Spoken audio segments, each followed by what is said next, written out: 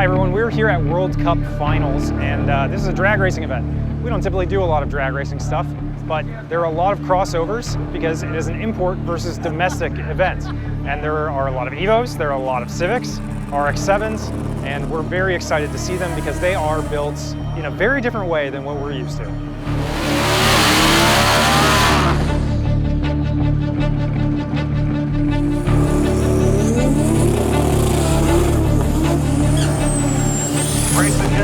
Schedule 5 Evo wings are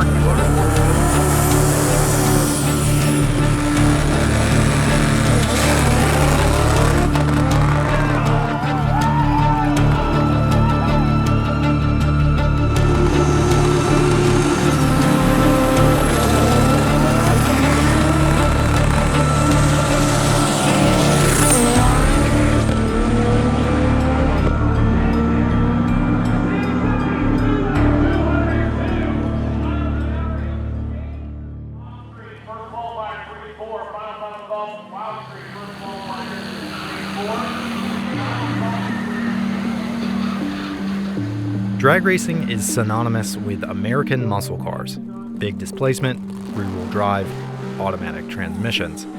An interesting aspect of Haltech World Cup Finals is the competition between these big block monsters and a less likely opponent, import cars.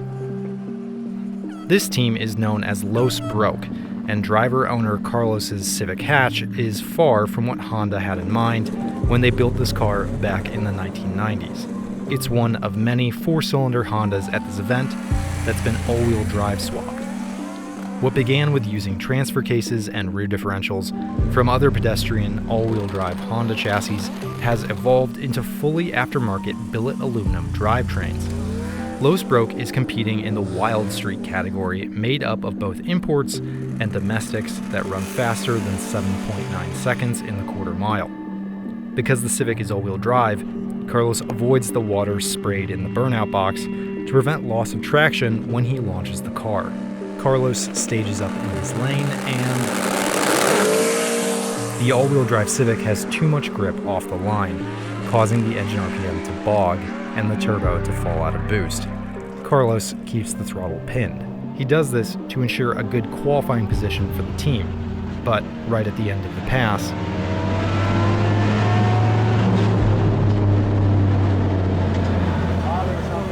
seems like a rod gave out and it came out the oil pan. The car fell out on his face as soon as it came out the hole.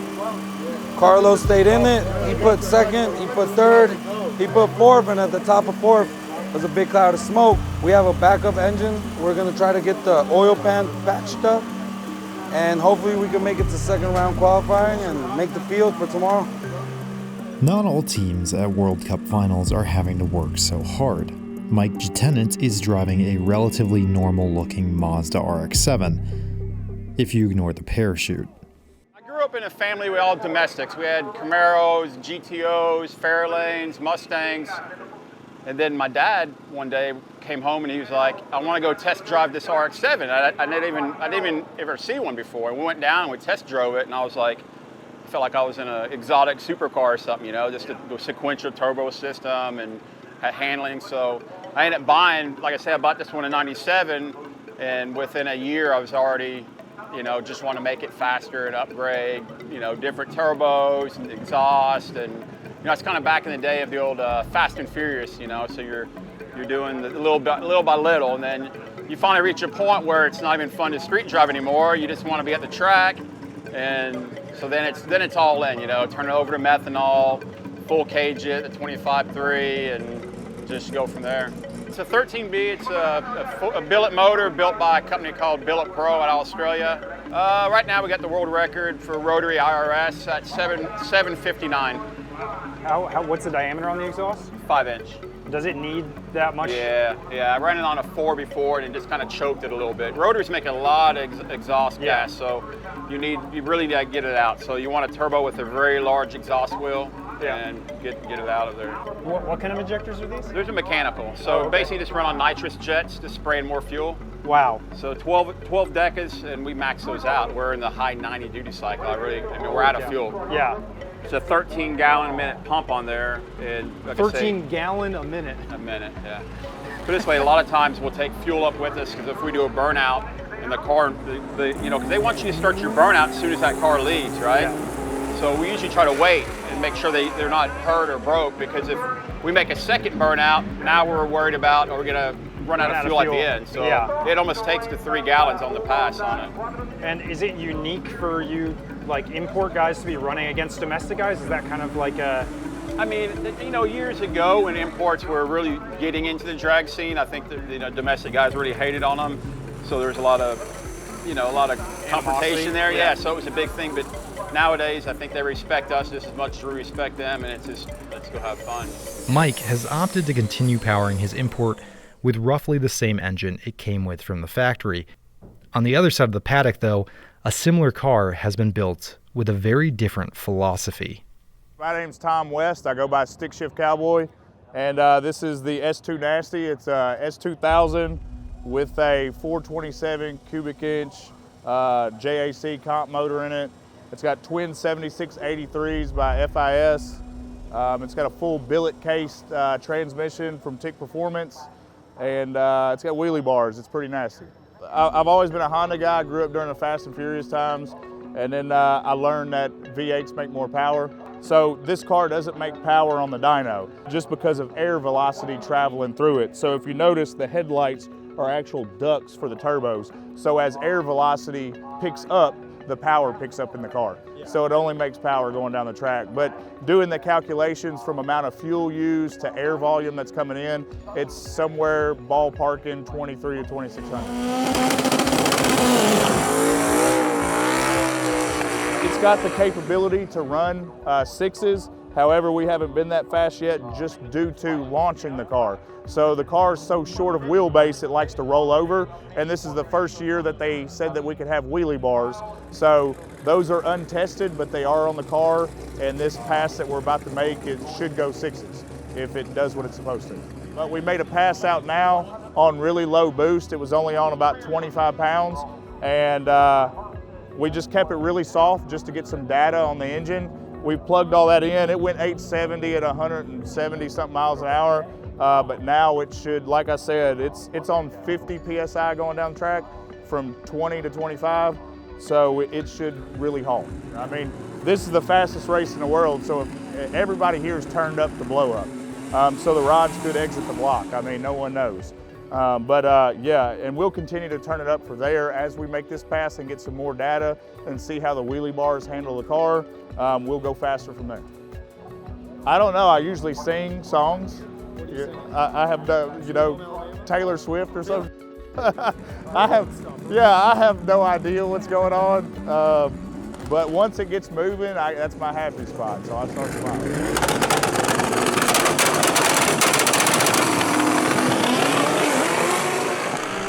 Meanwhile, in the Los Broke camp, the engine is out of the car, and the team is preparing a backup engine to go in the chassis.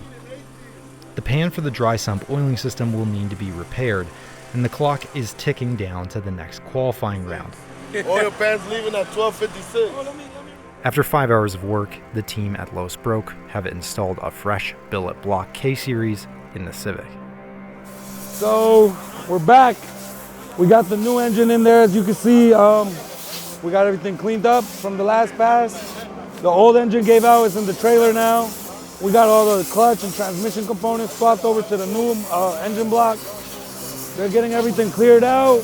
We're about to put the turbo, the exhaust manifold back on, start the car, sync the timing, let the tuner log it, check everything, and hopefully we can make it a qualifier too and give the people what they want to see. It seems like a lot of the all-wheel drive Civics were like bogging. Well, it bogged, and that could have been something as simple as the tire pressure. So we won't really know until our tuner just gets on the computer and just checks the log. But we're more certain that it could have been something like that. Because we had fellow friends and their cars did the same thing, and it was just the tire pressure. This is the oil pan that I showed y'all earlier. We got it welded, repaired. We're good to go. It's not the nicest, but it's gonna make it. They aren't the only ones who broke their car in this morning's qualifying session. This, and then just here and here, and the whole thing will swivel out. You don't have to undo it from the hub at all. No, I need there's a 1/2 inch to 3/8 reducer. Typically you can get this transmission out in about less than 30 minutes. I think we're almost, I usually do it by myself in about 30 minutes. So when I have 3 people, if we all work well together, yeah. Medium, thank you. It's an Eclipse, 97 Mitsubishi Eclipse. I've seen a lot of people have talents, but mine actually is an Eclipse. So I looked for this thing for months. We was in car club and I wanted one so bad, and I kept going to different places and finally found one. They wanted 18 grand for it, and I was like, no, that's too much. And I went to leave, and the guy came running out, was like, if you pay 15, will you buy it right now? I was like, yes. So I drove it home that night, and it was my daily driver for 5-6 years, and I just kept messing with it until it became, all right, this isn't daily drivable anymore. Be a man. All right. It actually is not broke either, yeah. But look at those teeth, dude. You start making quadruple the factory power limit, everything's on a timeline. You're not going to be able to run them forever, but I've definitely been able to get it working really good this outing, right? Like I've been to the track, I went testing, did a couple hits before I came here, and everything's been totally fine until kind of a fluke thing with a ring gear on a flywheel. That's not very common to have go wrong. How much of this is still kind of factory DSM? Rear bumper and quarter panels. The frame that's not cut. The factory firewall. Factory starter. It is a Ford 8.8 with a 4-link on it, right? So back in 06 and 07, everybody knew John Shepherd Racing, right? He did a 4-link on his car, and it seemed like the end all be all, like that's what you do. And honestly, it's been a real pain trying to get the thing to work. I spent years of this car bouncing and bunny hopping. The most important part in drag racing is getting the car out of the hole fast and smooth. So that's the tricky part with a 4-cylinder stick shift car. A 4-cylinder, inherently doesn't have a bunch of inertia when you're spinning the motor. So all these V8 guys have double the inertia, so that helps get the car out of the hole. So there's a very small window that we have to get the car out of the hole nicely without roasting the clutch and it being a problem. Devin Schultz is the driver of the world's fastest stick-shift 4-cylinder, an Eagle Talon. His records have come as the result of a great deal of practice. 6s and an H pattern, put in work. You go 13s first, and you go 12s, and you go 11s, and you go 10s, and you go 9s, and you go 8s. I mean, any of these guys that are fast here in the stick shift class, that's what we've done. It's not like build a car and you're gonna be the baddest stick shift driver out there. I just put in the time, put in the work, put in the seat time, hundreds of passes. That's what it takes.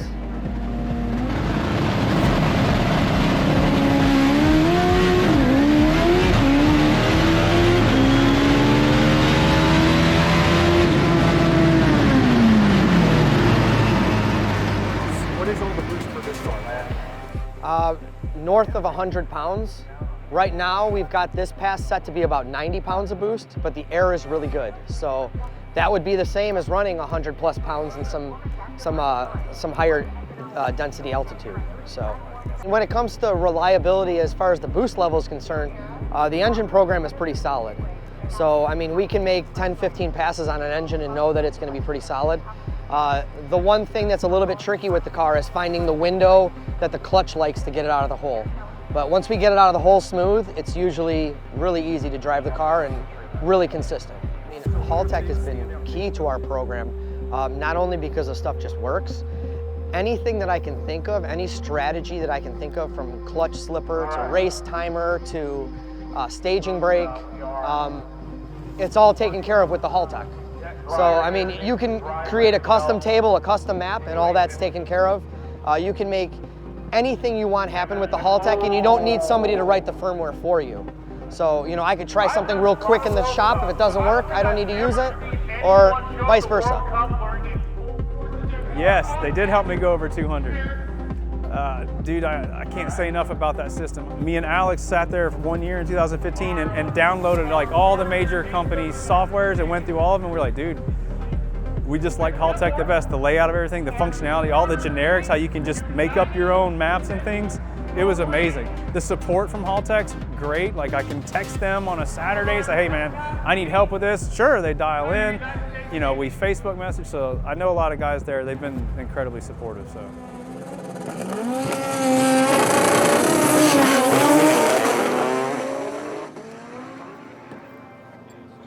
What did it run earlier today, Mike? 7.3 at 202. New PB. 200 miles an hour, new PB. Yes, sir. Haven't done it in a while. I still got to turn the nitrous on. I was at 75 pounds in third gear, 85 pounds in fourth gear. Back pressure was at 75. Shaft speed was at 102. So I really have a lot left in it. I definitely can probably push this thing to close to 100 pounds plus add the nitrous.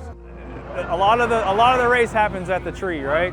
And the stick shifts, especially when we use these little bleeder valve deals, you know, they kind of can hurt your reaction time. So I'm staring at that thing like crazy and watching my RPMs. I'm watching what the other guy's going.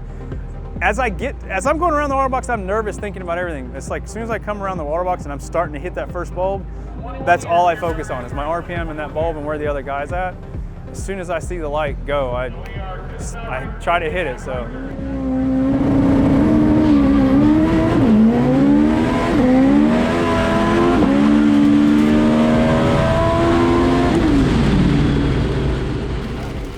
So this is the qualifier for the class, Wild Street. 16 cars, Carlos 15.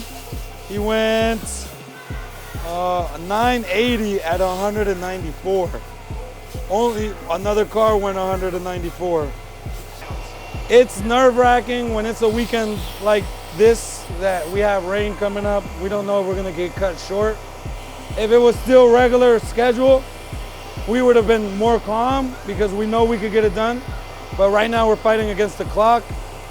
We qualified, so we feel way better now. So I think that gets a lot of weight off our shoulders and we can work more smooth. We don't know, not yet. But they will call us up tonight. I'm more than sure they will.